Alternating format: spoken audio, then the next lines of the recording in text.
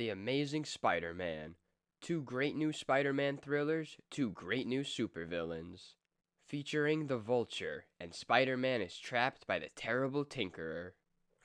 Spider-Man. Duel to the death with the Vulture. The most colorful superhero of all, Spider-Man. His name makes the underworld tremble, but there is one who does not tremble. What fantastic power can the Vulture have which makes him so sure he can defeat Spider-Man? For days, a new and ominous danger has menaced the vast city of New York. No man knows where he'll strike next. No one can cope with this new, awesome threat. Without warning, without the slightest sound, he strikes. For this is the Vulture. It's the Vulture! He stole my briefcase with the fortune of bonds! Help! I've read about him, but never expected to see him. I didn't believe it. I thought he didn't exist. It's impossible. It can't be. How can he fly, without a sound, without any effort? He's more like a gigantic bird of prey than a human. And in the executive suite of the powerful Jameson Publications, Mr. J. Jonah Jameson is on his usual rampage. I want to devote the next entire issue of Now magazine to the Vulture. He's big news. Everyone wants to read about him. But keep printing stories about Spider-Man also. I'll never rest till that dangerous menace is destroyed. Is this the only photo we have of the Vulture? What's the matter with you men? What am I paying you for? The public wants to see him. But Mr. Jameson, nobody can get pictures of him. He's gone before any photographer can get to him. We have only an artist's drawing. No more excuses. Get me pictures of the Vulture, or I'll get some new editors. Meanwhile, in a nearby high school, Peter Parker overhears an interesting discussion as the young science major performs an experiment in the lab. Boy, I'd like to see a close-up photo of the Vulture. A photo of the Vulture would be worth a fortune. Nobody can get close enough to him to snap one. Say, that's an idea. I never thought of it before. Magazines pay big money for hard-to-get photos, and I know how to get them. Here, Bookworm, take a look at what's going on in the outside world. Or can't you read anything but scientific formulas? Very funny, Moose. At least my brain isn't muscle-bound, like that fat head of yours. He'd be grinning out the other side of his mouth if he ever suspected timid Peter Parker is Spider-Man. Now, where was I? Oh yeah, I'll bet Spider-Man could get close enough to the Vulture to take some pictures that would pay off. I can use the dough. Parker, I don't expect you to ignore a delicate experiment right in the middle while you pour through a lurid picture magazine. Parker, pay attention. As soon as school ends, the excited teenager rushes home to his Aunt May and is delighted to learn. Here, Peter dear, this miniature camera was your Uncle Ben's. I'm sure he'd have wanted you to have it. Thanks, Aunt May. This little gadget is going to be a great help when it comes to paying our bills.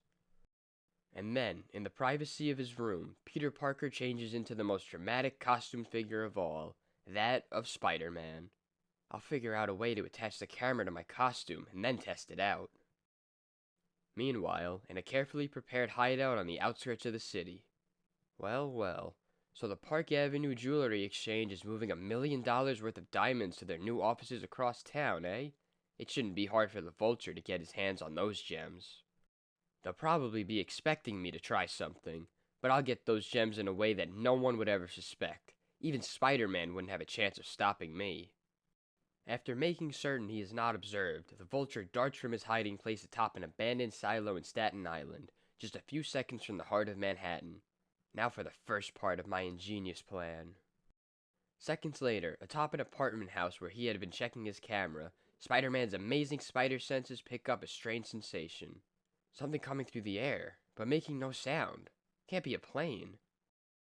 Not noticing the powerful figure on the rooftop, the Vulture sweeps past. They'll never figure out how I'm gonna steal those diamonds. I've got everyone completely baffled. No one has yet discovered how I managed to fly with these artificial wings. What luck! It's the Vulture! I'll toss some messages where they'll do the most good. The first one is for the Jameson Publishing Company building. My next message is for the radio network. Nothing I like better than taunting my enemies. And finally, one for the police chief himself. I'll be gone before they have a chance to read them. I shall steal the diamond shipment from under your noses, the Vulture. The Vulture has never failed to carry out a threat yet. But we must go ahead with the transfer of the diamonds. We can't let the city think that one criminal can make us change our plans. I did it. Now that I've warned them, my triumph shall be even greater after I've seized the gems. If these photos of the Vulture come out all right, they should be worth a small fortune. But in his eagerness to get a close-up picture of the Vulture, Spider-Man carelessly kicks a loose brick. That sound! There's someone on the roof behind me. I've got to move, fast, as only a Vulture can. There, I've got everything adjusted perfectly. Now hey, where do you go? Well, well, so Spider-Man himself is on my trail. Good. It will be amusing to finally face a foe worthy of my mettle. Ah! Having been momentarily taken by surprise, Spider-Man is stunned and dazed by the Vulture's brutal onslaught, as his merciless foe flies towards a nearby water tower. This is almost too easy. Once I drop him into the water below, he'll never bother me again. With Spider-Man out of the way, the city will be mine. Now that I have disposed of that temporary interruption, I'll carry out step 2 of my master plan. Meanwhile, inside the tank, the shock of hitting the cold water instantly revives the powerful Spider-Man. The Vulture somehow trapped me inside this water tank, while I've only myself to blame for being so careless. I'll just shoot my web towards the top and... Oh no, the ejector is empty. I forgot to refill it since I used it last. I've been so busy with that camera, I've got to try something else. Can't climb to the top. It's too wet and slimy even for me to get a toehold on. But I sure as shootin' can't stay afloat here much longer. Not a pleasant choice. I'll either drown or suffocate in here. Wait a minute. What's wrong with me? Why don't I use my head? I can get out of here. My muscles are far stronger than ordinary humans. There's one little trick that only the Spider-Man can perform. All I've got to do is reach the bottom, squat down, and prepare to hurl myself upward. Like this! Did it. I may not be able to fly like the Vulture, but my spider strength hasn't let me down yet. My luck's still holding out. Here's my camera. Sure is unbelievable how the Vulture manages to fly so swiftly. I'd sure like to figure out how he does it. Later, in his room again. The pictures came out fine. Now whom do I sell them to? Jonah Jameson, the publisher of Now magazine, hates Spider-Man. I'd get a kick out of making him pay good dough for my pictures without knowing I'm the photographer. Originally, I designed my Spider-Man costume just to give me some color, so that I can make money as an entertainer. But if I'm really going to be a secret adventurer, I've got to make some changes. First, I'll add an extra web fluid capsule, so I always have enough spider webbing on hand. I'll fashion small containers in my belt to hold additional web fluid cartridges. Then, when I get paid for my pictures, I'll buy a special miniature camera to secretly attach to the belt buckle. There, the whole contraption fits under my shirt, where it's out of sight and doesn't interfere with my movements. And now, I've got a hunch I know the secret of the Vulture's power of flight. I'll just work on a little device which may come in handy next time we meet. Long hours later. Phew, that was tougher than I expected, but it's finished now. I won't know if it'll work till I try it, but right now, I'm gonna get some shut-eye. The next day, J. Jonah Jameson receives an exciting phone call. What's that? You got some exclusive photos of the Vulture that you want to sell? Well, don't waste time talking. Get over here right away. Joe, have them stop the presses. And soon. Sorry, Mr. Jameson cannot see anybody right now. He's having an important conference. These pictures are sensational. Great. But how'd a kid like you get them? Sorry, sir. I'll sell them to you on one condition that you never ask me that question. Okay. You can have your little secret. Doesn't matter how you got them. The point is, these pictures will make the next issue of Now a sellout. I'll issue a check to you immediately.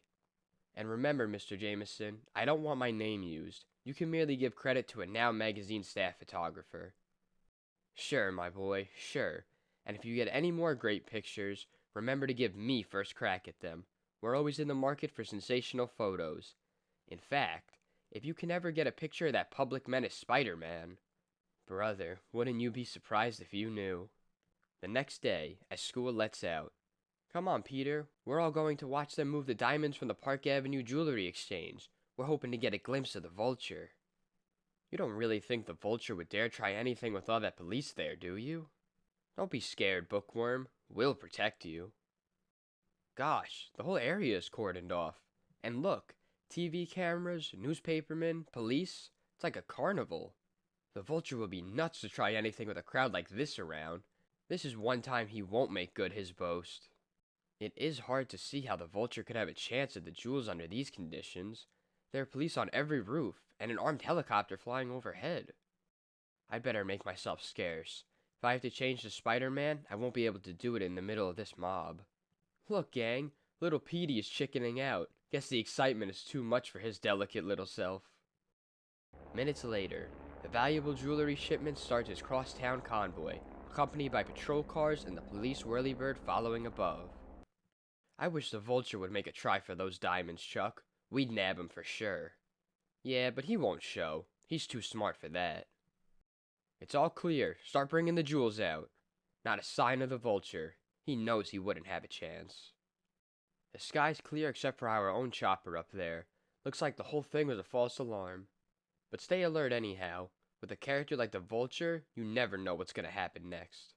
Gentlemen, you are so right. And now I'll take those diamonds. The Vulture? But how? We expected an attack from above. Before the startled officers could fire, the wily Vulture plummets back underground, dropping the manhole cover into place above him. Then, I'll be miles away before they can even lift that manhole cover. And they'll never know which of these twisting tunnels I'm flying through. A short time later, at the other end of town, a triumphant Vulture decides to leave his underground lair as dramatically as possible. Look! The Vulture! He just flew out of the subway tunnel! This will give the fools something to talk about for years to come. How simple it was. It worked like a charm. Now I'll have vanished over the rooftops before the police can even begin to converge at this point. Meanwhile, learning what has occurred, Peter Parker manages to find a deserted alley, and then, moving with blinding speed. He did it. He fooled everyone, even me. But I'll find him. If I can get some new pictures of him now, I'll be able to name my own price for them. The thing I like best about being the Spider-Man is scaling these sheer walls. I don't think I'll ever stop getting a charge out of it. Now, if the Vulture is anywhere in the area, my spider senses will detect him. I'm beginning to get a tingle now. What a break. There he is now. It'll be a cinch for me to follow him, using my web to swing from building to building. But, as luck would have it, the Vulture chooses to look behind him at the very second, and... better check to see if any police helicopters are... What the? It's Spider-Man! He's free! And he's following me. He's too dangerous. I've got to get rid of him for good. First, I'll execute a fast loop-de-loop, which will put me behind him. Holy smoke, where'd he go? He couldn't have flown away so fast. Wait, I feel vibrations in the air behind me. The Vulture must have doubled back behind me somehow. Forewarned by his fabulous spider sense, Spider-Man wheels about in time to avoid the full impact of the Vulture's swooping dive. But one powerful wing sends the colorfully clad figure toppling from the edge of the roof. No, you don't. This time I'm ready for you. Why, he hit my foot with that accursed web of his. Pulling himself up, hand over hand, the mighty Spider-Man manages to get within grabbing distance of the Vulture's ankle, and then... Got you! You fool! Here in the sky we're in my element. I'll shake you off and be rid of you for good. Talk is cheap, Birdman. This time I'm sticking. And now to test out my little gadget. Here's hoping it works. That did it. You're out of control. I've beaten you. What did you do? I can't stay aloft. You'll kill us both. Speak for yourself, mister. The sky is my element as much as yours. Just watch. I can always save myself by shooting my web at a nearby building. Like this. As for the Vulture, he'll manage to break his fall by spiraling down, but he's gonna have a tough time ever using those wings again. Here comes the police helicopter.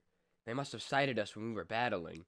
This is my chance to get some exclusive pics of the capture of the Vulture. Take her down, Charlie.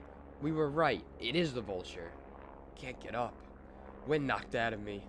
What'll I do? If this doesn't take the cake, whoever thought we'd be able to capture the Vulture so nice and easy? What happened, fella? Did you have a tailspin? Please, no jokes. These pictures should be prize winners. That does it. Now to get these shots of Jameson and ask for top dollar for them. Let's go, Birdman. We'll get you to headquarters and find out once and for all how you managed to fly the way you did. If they asked me, I could have told them. The absence of noise gave me the clue. I suspected that he had discovered a way to harness magnetic power. That's why my gadget made him fall. It's an anti-magnetic inverter, and it worked. Then, as the next day dawns, tell me, Parker, are you a magician? How does a teenager like you manage to get pictures that our best staff photogs would give their eye teeth for? Remember our deal, Mr. Jameson? That's my secret. Now, if you don't want the pics, are you out of your mind? With pictures like these, I can almost stand living in the city with Spider-Man. Take a bonus and go out and buy yourself some Twist records. He thinks I'm just a typical teenage kid. Good. That's the way I like it. And this wad of bills he paid me is what I like also. And upon reaching his home, Aunt May, this money means you're not going to have to worry about anything again. I paid the rent for a full year, and tomorrow I'm buying you the newest kitchen appliances you ever drooled over. Oh, Peter, I'm so proud of you. It's just like your Uncle Ben always said. You're the most wonderful boy in the world. While in a lonely cell, the Vulture has a slightly different opinion of our hero. I wouldn't be here if not for that accursed Spider-Man. But sooner or later, I'll get free, and I'll develop a flying power that he cannot overcome. And then, Spider-Man, it will be my turn to gloat. The end. The uncanny threat of the terrible Tinkerer.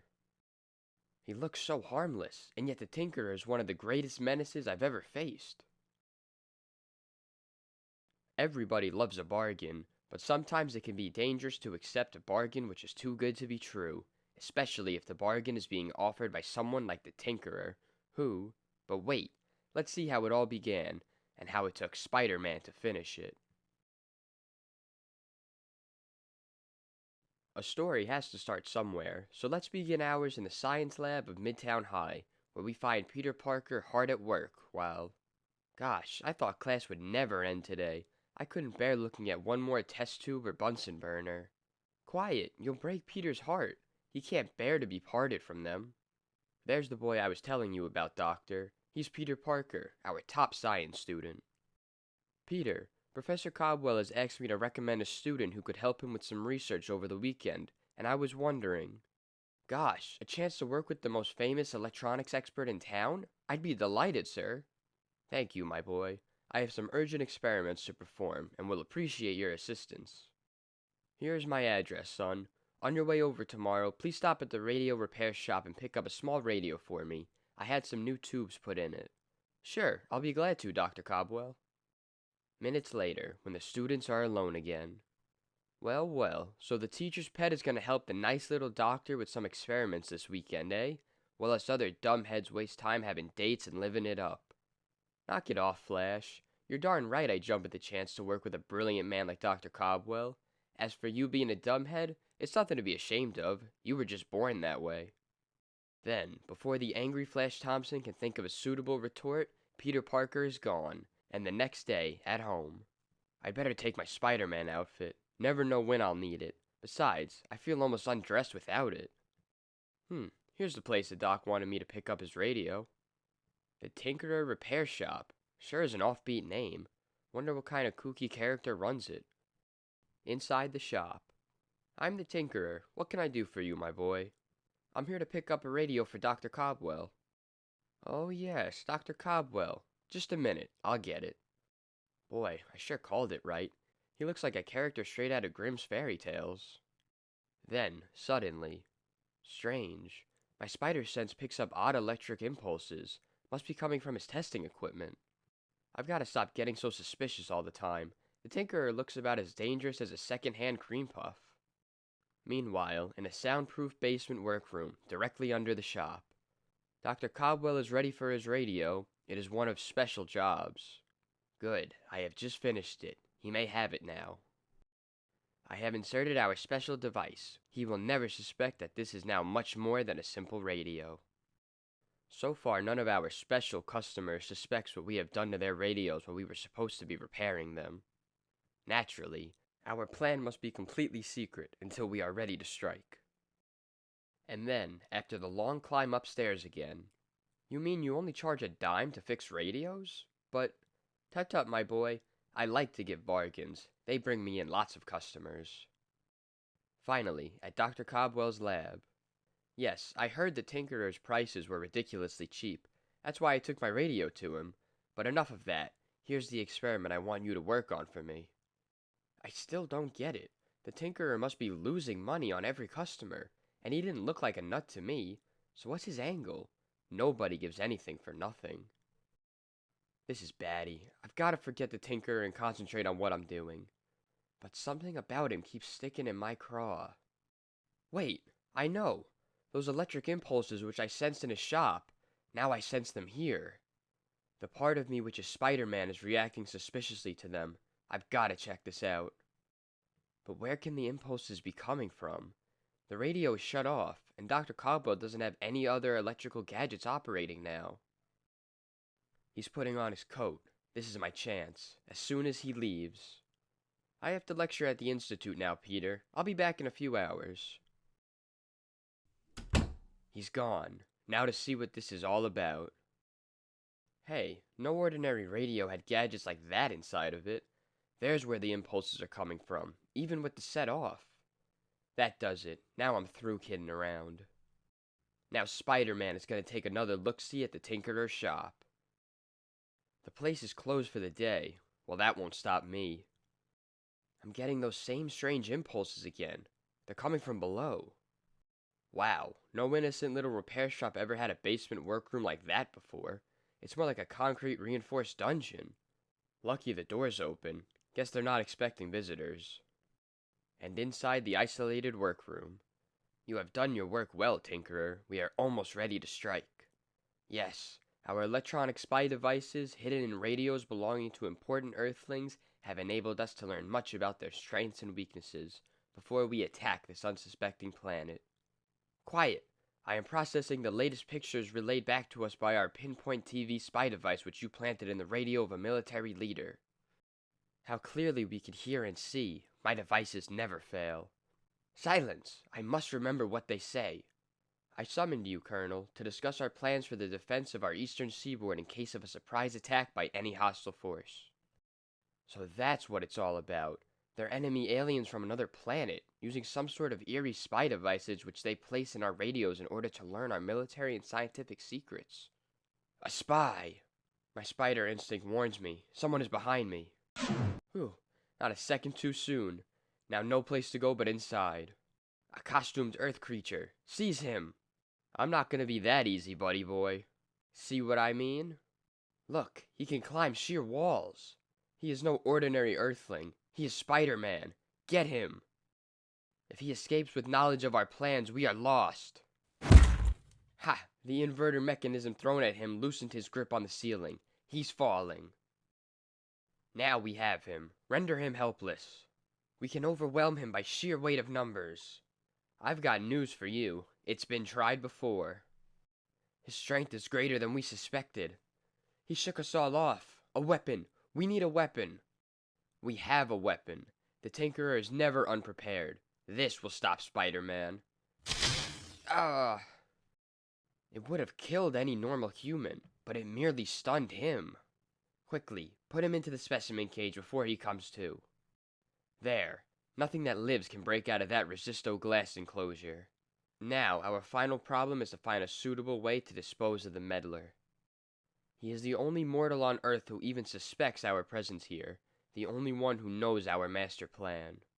There is no question about it. He must be destroyed. Release the air from the resisto glass prison. Within minutes, Spider-Man will no longer be a menace to us. I've got to move fast. That control panel also opens and shuts this crazy little mousetrap. The air is being forced out through these tiny holes, but instead of killing me, these little openings are going to save me. It's a good thing my spider's web launcher is loaded and ready for action. Cartridges of web fluid, adjustable spray nozzle, palm release button, safety catch on. Can't afford to miss. I've got to line it up perfectly with the hole in the proper control panel button. I've got the safety catch off, the nozzle on target, hand steady. Bullseye. It worked. The cage is open. I'm free. Look, it's impossible, but he's loose. Spider-Man is loose. Who do you think you are, the town crier? You fool! You jarred my arm! I've destroyed our control panel! It would take months to rebuild that control panel. We haven't the time. Quick, let us flee while we can. Spider-Man is too powerful. Wait, don't leave me. Don't abandon me. Hold on there, laughing boy. You're not going anywhere. They were just doing their duty to whatever planet they were from. But you traitor. The smoke, the burning control panel, it put the whole place on fire. Stop struggling, Tinkerer. I'm trying to save you. No, let me go. Take your hands off me. Nobody touches the Tinkerer. Can't see. The smoke, it's blinding me, choking me. I gotta get away. Just in time. Couldn't have lasted much longer, but the building is a total wreck. It'll be reduced to ashes in minutes. I hear sirens, fire engines. Someone must have turned in an alarm. I've gotta disappear. Look, it's Spider-Man. Maybe he started the fire, but why? Meanwhile, a strange spacecraft begins to streak away from Earth. Safe at last. Press the button which will destroy all our spy devices by remote control. It is done. We can never again return to Earth. They will be on guard from this day on. And back at the laboratory of Dr. Cobwell, I've re-examined the radio, and it's perfectly normal now. No devices, no impulses, nothing. Here comes Dr. Cobwell. He looks excited. My boy, I just saw the most startling sight. As I was returning from the lecture in my car, I glanced skyward, and I could have sworn I saw a spaceship of some sort, fading into the atmosphere. Really? What did it look like, sir? Well, it was sort of... Oh, what am I saying? I must have imagined it. Nobody will believe me anyway. I have no proof. People will think I'm a typical absent-minded professor. Forget it, Peter. Let's get back to work. Sure, Doc. And yet, I was so sure. I know how the Doc feels. If not for this mask I yanked off the Tinkerer at the last minute, I might not believe it myself. But I'd better never mention this to anyone. It would be too hard to explain how Peter Parker knows so much about the Spider-Man's adventures. The beginning of more and greater Spider-Man adventures starting next issue.